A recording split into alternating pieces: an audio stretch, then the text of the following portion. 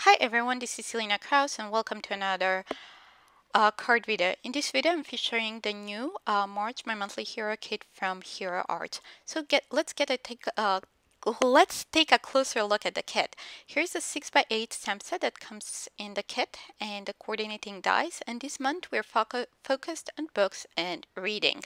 I really like this set and the size of the images.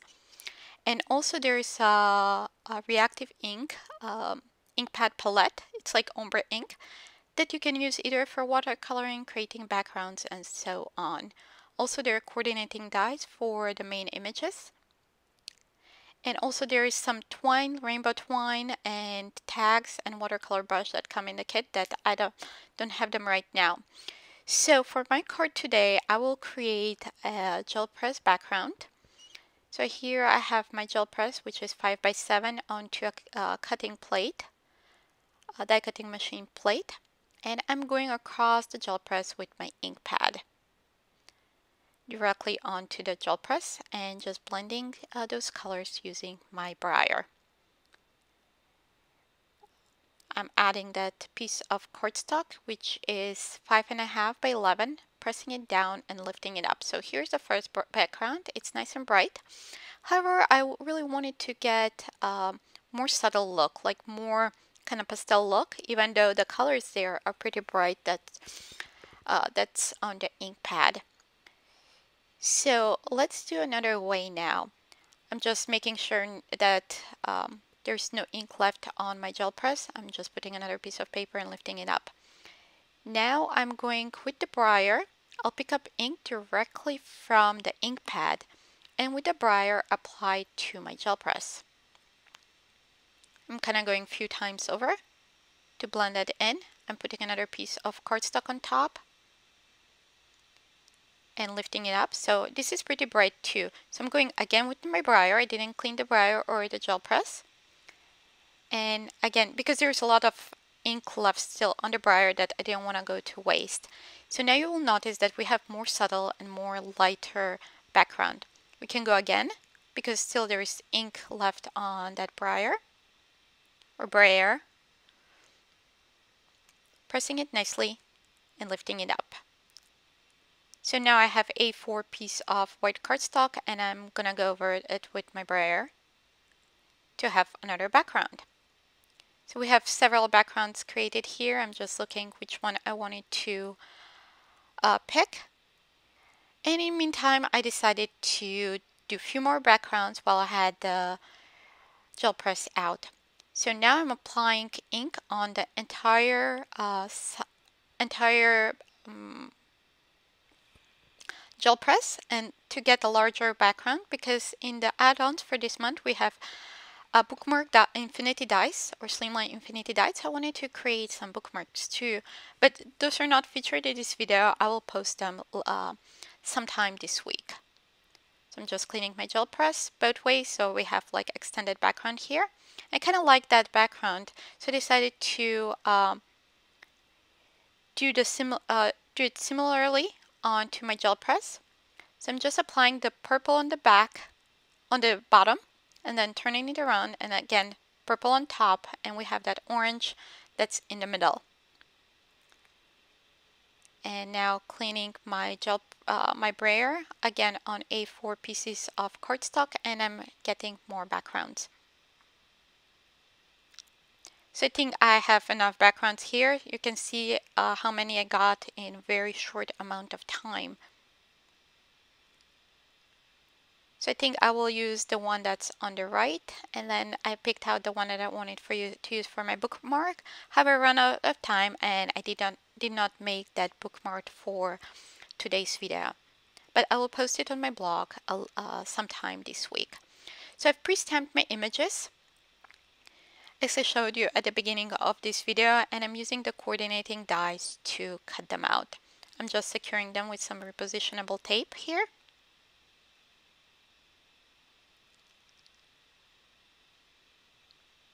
So, and we have the little kitty cat left. So I'll run them through my die cutting machine, and by magic of YouTube, we have already cut those out. Then I didn't like the steam coming off the cup of coffee there. So I will show you how I'll trim that off. But in the meantime, I'm just die cutting that background using one of the rounded rectangle infinity dies. Just trim the ends here so I can run it through my die cutting machine. So here is our background. I'm just trying to see how that will look. So I think that's pretty good. Now I will use one of the background stamps, and I will stamp using embossing and watermark ink on my background and emboss with sparkle embossing powder. So we're gonna have very subtle background there. It's really hard to capture on camera, so you may not even notice on the pictures that are on my blog or even here, unless I tilt it on a under a very particular angle. I'm just stamping here with that embossing and watermark ink.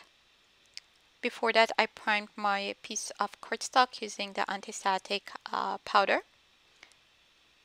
So the embossing powder sticks only where we have the stamped image. So I'll put that away and heat set this. I'm just starting from the back, so the embossing powder starts melting and captures that glitter that's in the sparkle embossing powder, so it doesn't end up flying all over the place once I start heating it up. So I think that looks good. Again, I'm positioning the images to see how everything goes. So here I'm gonna trim that steam that's coming out of the coffee, and then the little piece that's right above the cup, I just use white gel pen to color that in. So I've already colored my images using Copic markers, and here I decided to use a little bit smaller rectangle die, rounded rectangle die. So I'm gonna make that smaller, and there's like a little mark on the background, but we're gonna cover it with the sentiment because I dropped one of my Copic markers while I was coloring the images. So next we're gonna stamp the sentiment,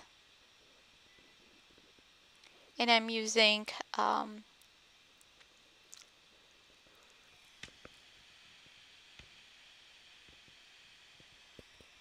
the 2-line sentiment that comes in the set.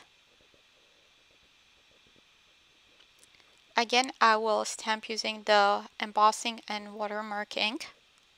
I'm stamping a couple times to have nice coverage so the embossing powder sticks nicely. I'm using detailed white embossing powder. And again, I use the anti-static powder so the embossing powder sticks only on the area where it's stamped. And we don't end up with white speckles all over the black cardstock. So by magic of YouTube, after I clean this up, I'll have that cut into a strip. And now it's time to assemble our card. So I think that looks good. So let's get started assembling. I'm using some craft foam to add on the back of our rainbow background. And then I'll adhere it on top of the white panel, which measures 4 by 5 1/4. I'm using T-ruler to make sure that my sentiments is nice and straight, and I'm using craft foam, not craft foam, but foam tape to adhere that sentiment. So we have a little bit more dimension. You'll notice like I use a lot of dimension on my cards. So there's a lot of craft foam and foam tape. Now we're going to adhere that background onto the white panel. Next we're going to add some foam on the back of the girl in the chair reading the book. We'll do the same with the stack of books, and I colored the books, if you didn't notice, in the same color order as we have our background. So I kind of try to match the colors that are in my image with the background. so they all kind of tie together. So now for the little coffee table or end table, I added a little bit thinner foam tape. And now for the cat, I will add the same thickness of foam tape as the girl on the chair and the stack of books.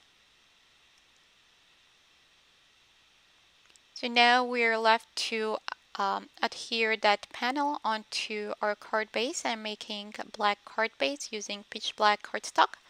I have here 5.5 by 8.5 piece of pitch black cardstock. I scored it at 4.25, folded it in half, and now I'll use some fun foam to adhere that entire panel onto it. Here my adhesive, I ran out of the adhesive I was using, so I pulled out different one. I'm adding that foam, craft foam on the back, and now I'll use the Hero Arch Precision Glue to adhere that entire piece to my pitch black card base. Now we're done with the card, and that's all for today. I hope that you enjoyed this video, and I'll see you soon in another video. If you like this video, feel free to give me a thumbs up. Also subscribe to my YouTube channel and visit my blog for more ideas and more inspiration. Thanks for watching. Bye!